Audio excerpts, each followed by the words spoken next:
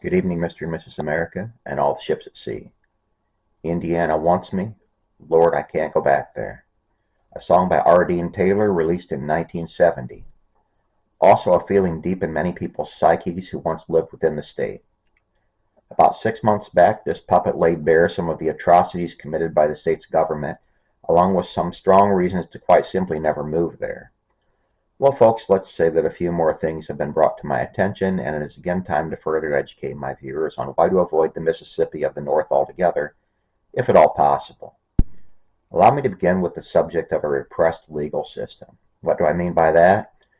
Well, it seems that the ability to open legal cases against businesses, employers, or even medical firms that have horrifically wronged a person in the Hoosier State is substantially repressed to the point of "good luck on that one" warnings from many attorneys a person might approach.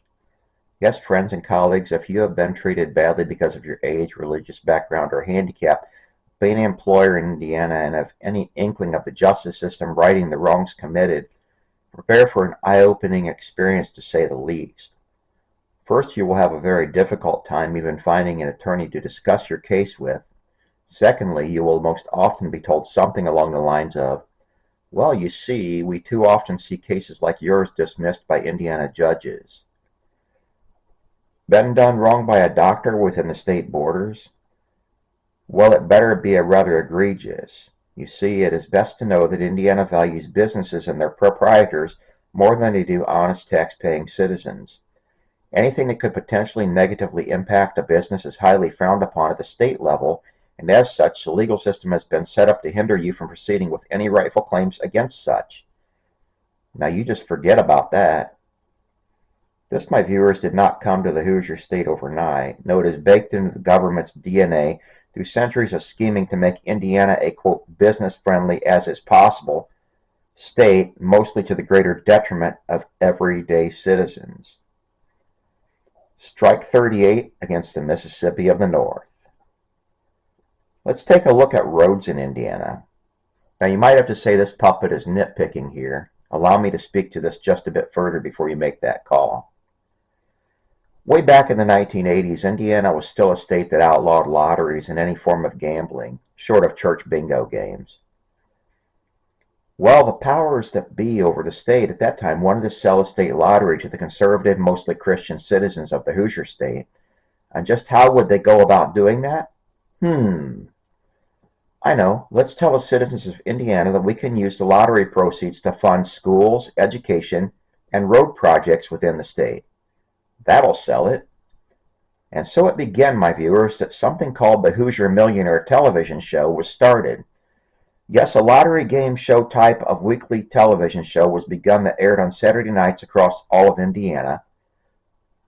My own father had a neighbor who became a millionaire on that TV show, and my aunt later won $100,000 on the same show. That show ran from 1989 until 2005. During that span, it was always one of the most highly rated TV shows in the state of Indiana on a weekly basis, and many Indiana citizens saw their financial lot in life improved substantially. Also during that run, it needs to be noted that Indiana schools and roads were in good condition. Then Indiana decided to go to a standard ping-pong ball-style twice-weekly lotto in 2005, ditching the Hoosier Millionaire TV show, and at that time the odds of winning went up substantially. Yep, not a single person in my circle has won as much as $1,000 since the TV show came to an end, and additionally, it can also be said that the overall condition of Indiana's roads has gone down substantially during that same time period. Is all of this by pure happenstance? No. Remember me talking about Indiana's love for businesses over its citizens? Well, if you have more and more people winning lotto jackpots, you potentially also have more able-bodied slaves leaving the slave ship, and we cannot have that happening, can we? So if we decrease the chances of winning large, meaningful lottery prizes, we can assure our corporate masters that they continue to mistreat millions of Hoosiers without any ramifications. Now back to the roads, viewers. Is Indiana in fact using the millions it takes in annually in lottery proceeds to care for its roads? Well, one writer informed this puppet that recently the state decided to, quote, renew Indiana 331, a two-lane stretch of state highway in the northern section of the state. It used to be that state highways would be resurfaced with brand new asphalt. Not this time, though. Indiana opted for a process called chip and seal instead, whereby a thin coating of used motor oil is sprayed onto the existing road surface, followed after by a thin layer of crushed gypsum stone. The premise is that the cars driving over the top of the crushed gypsum stone will press said stone down into the oil coating, and the sun will bake it all into a new solid contiguous surface. The major drawback is the weeks-long waiting period where the crushed gypsum stone is still loosely resting on top and is also easily kicked up onto unsuspecting drivers' windshields, cracking them. Yep, you can be assured this substantially increased the revenue of Safelite Auto Glass Company, and that it did. Oh, but remember Indiana's affinity for corporations over its own citizens? Yep, I think you get the point here. Another item that needs considered with the recent cheapness on roads is that Indiana, as of 2024, the state had $25.6 billion more assets than expenditures, and they have to now break citizens' windshields because of their cheapness. Wow. Strike number 39 against the Hoosier State. Next reason to get out of Indiana and stay gone, that will be none other than its extensive list of do-nothing politicians who have ruined the lives of so many Indiana citizens over the centuries. Up until just recently, the state had been beset with a sloth at the top named Eric Holcomb.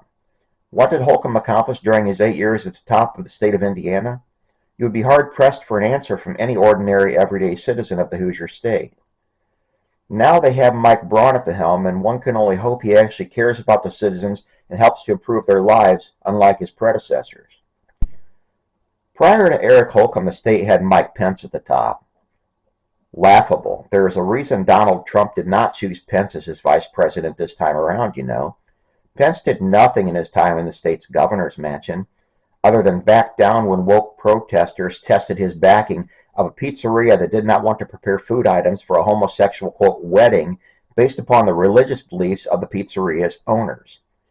Pence proved spineless in the end on that one, as would later be seen with his doings or lack thereof on January 6, 2021.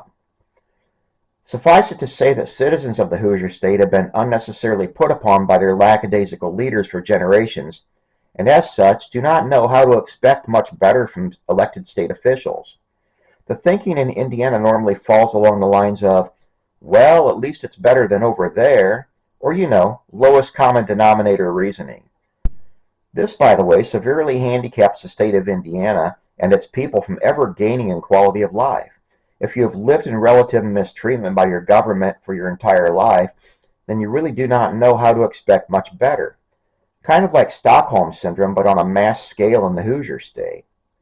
And that, my friends and family, is reason enough for any of you watching this episode to steer far and wide around to any inclination you may have to move or otherwise relocate to the state of Indiana. You have been forewarned. Good night, my loyal viewers, and sleep well.